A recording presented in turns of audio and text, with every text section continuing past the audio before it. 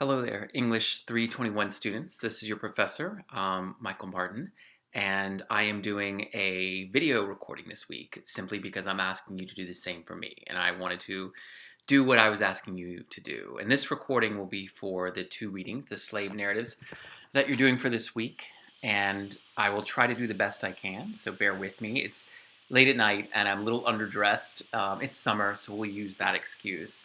So I'll try to be brief and want to talk to you about Harriet Jacobs' Instance the Life of a Slave Girl and Frederick Douglass's, it's called Life of an American Slave. I call it Narrative, The Life of Frederick Douglass. It's a book he published in three different versions. It's his autobiography and kind of a Bildungsroman. If it were a classroom, I would have something behind me. That a Bildungsroman, by the way, is a coming-of-age tale, usually a male narrator, male protagonists, like in the Harry Potter or James Joyce novel as well. But what I want to do is talk to you about the two slave narratives you did.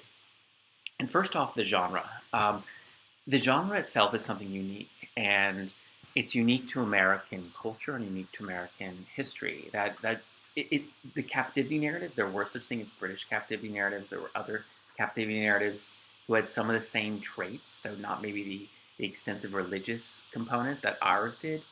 But the slave narrative is a fairly unique American phenomenon.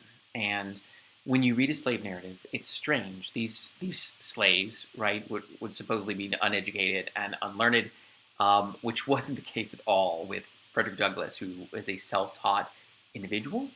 He would give street boys, Irish white boys in Baltimore, scraps of food if they would teach him to read. And he's very ingenious. He reminds me of a Ben Franklin figure. Harriet Jacobs, a little less so. She had a white woman kind of frame her piece, Lydia Maria Child, and so questions of authorship inevitably come up with these slave narratives. Did the person who wrote it come from African American descent or not? Which of course connects with racist beliefs of the time. But the genre itself, and then I'll mention just a couple things. I'll try to make it brief. The genre itself is marked by the following traits. At the beginning, and you'll notice this with Frederick Douglass, the slave doesn't know that she or he is a slave. So they enter into slavery. They say, I did not know I was a slave until, and then insert incident. It could be when they're 6, it could be when they're 5, something that shows them, well, you're quite different from your white friends and the white overseer that you're with. So it's often a violent intrusion into the condition or identity of being a slave. There's also issues of witnessing. It's why I asked you kind of about Aunt Hester. That's the woman who's whipped at the end of chapter 1. The slave is somewhat of a secondary witness. She or he can't act, but they have to watch. And they're kind of this, like witnessing a crime, but they're not someone who can provide judicial power to it because they don't count under the rule of law. And you'll get this in the narratives where they will say, we as slaves can't speak in court. We can't, give our word is not veracity. A couple more things with the slave narrative. They often have a moment where they interrupt the narrative to directly address a white reader and mention the hypocrisy of supporting slavery. At the same time, they'll often use Christian epithets for a Christian reading audience of their beliefs and why it doesn't comport with enslaving one fellow man or woman. So it's very autobiographical, very similar to the seamstress, right? With Harriet Beecher Stowe interrupting the narrative or punctuating it with her proselytizing about working class women. So they'll do the same about the hypocrisy of slavery.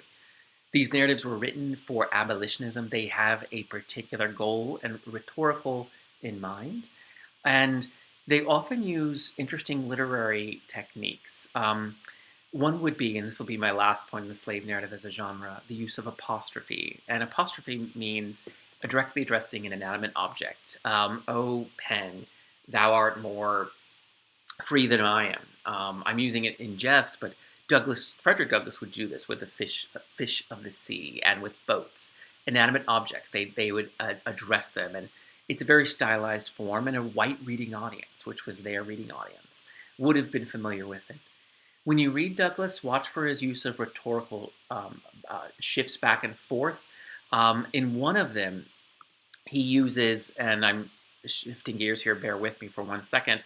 He uses reverse language, and he says, he would whip her to make her scream and whip her to make her hush, right? So you see the repetition of the verbs whip, and this is paragraph 5 from his first chapter. Whip upon her naked back till she was literally covered with blood. And he's talking about the overseer of his master.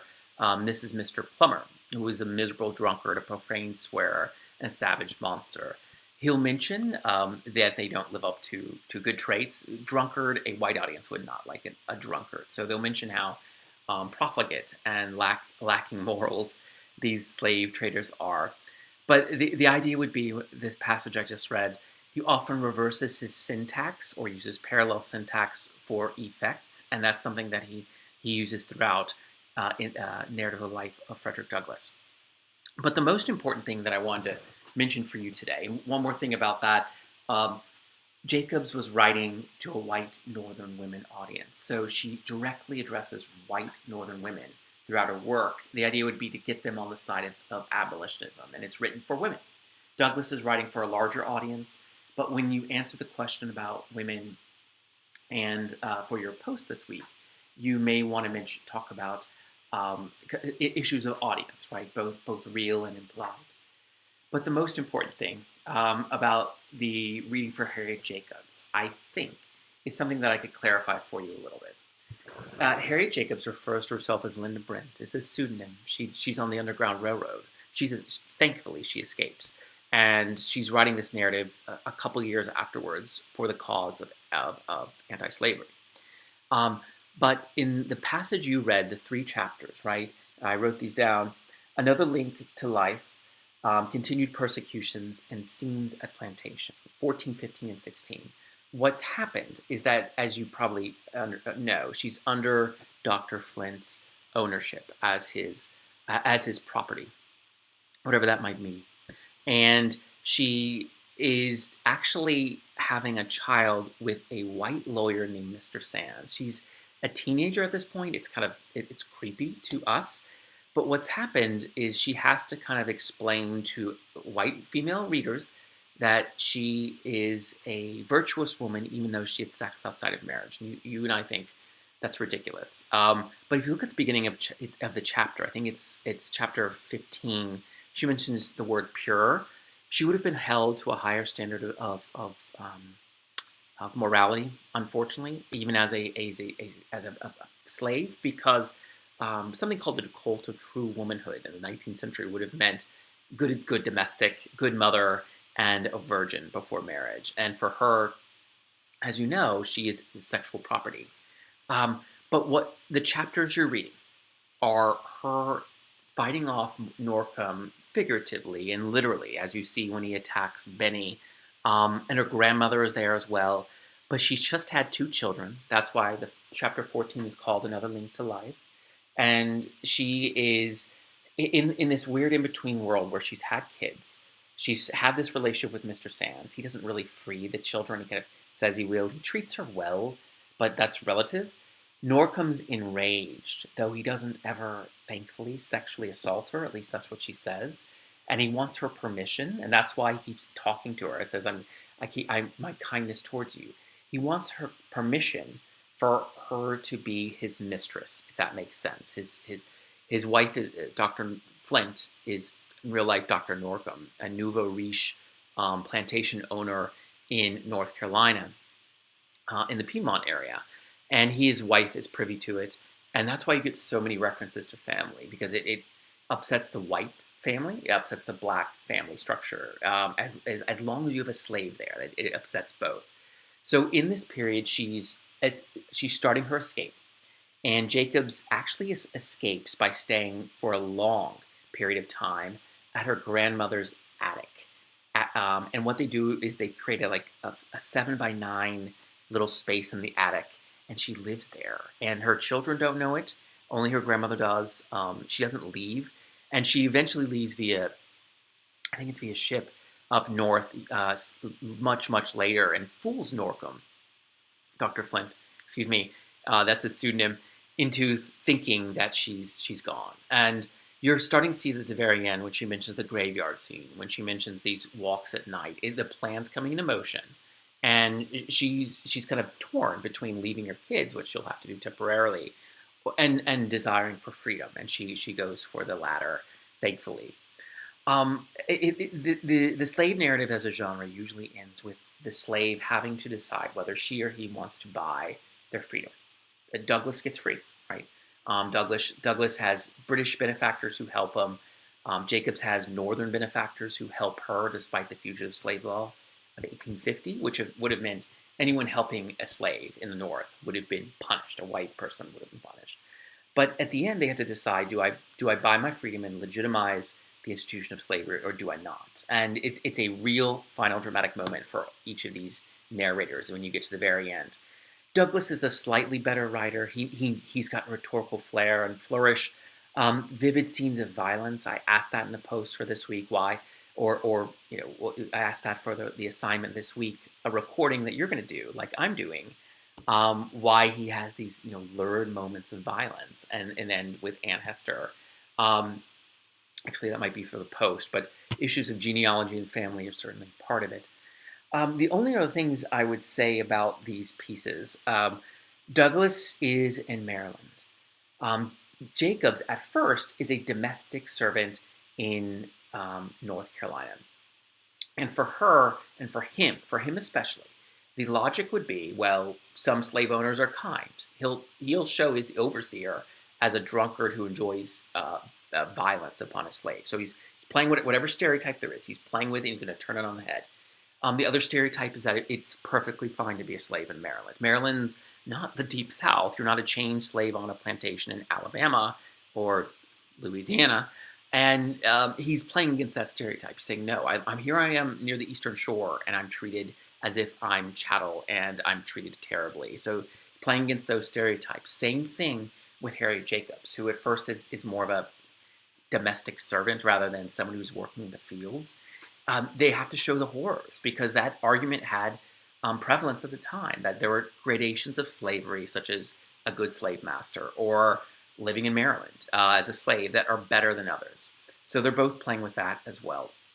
The end of the Jacobs, chapter 16, might get a little confusing. She's in the graveyard. She's kind of adding a little bit of dramatic flair. She sees her kids at night, Benny and Ellen, all those particular things. But it again, the transition is into her freedom and into her living for a few years in her grandmother's attic. So these pieces, it continues with just one or two more things. For Douglas, if you read on, he has a pivotal moment later in his life where an overseer is meant to break him. And this is the language that Jacobs uses. She says her kids are being sent to the plantation to be broke. I'm not using the correct verb tense, but I'm using her language there. And that's part of the reason she wants to escape. She knows that it's coming sooner or later, and she doesn't want her children kind of tethered there. But Douglas fights one of his overseers. His name is Mr. Covey. He's a slave owner, a slave breaker, if that makes sense. And he physically fights him back. And they have a battle royale, and neither wins. But Covey never fights him again. And it's a powerful moment. It's one extremely powerful moment where Douglas realizes I have mental strength, I have physical strength, I can survive, I can make it. Jacobs finds independence through her sex relations with Mr. Sands, but most importantly, through moving up north and eventually being reunited with Benny and Ellen, the pseudonyms for her children, up there. So that's a pivotal moment for him. For her, it's Mr. Sands, and that you read a little bit about the white lawyer, and her escape up north. So I think I'll end it there. It was nice speaking with you. Good luck with the projects this week. I tried to give you something besides an essay. I thought you'd appreciate that. And good night. And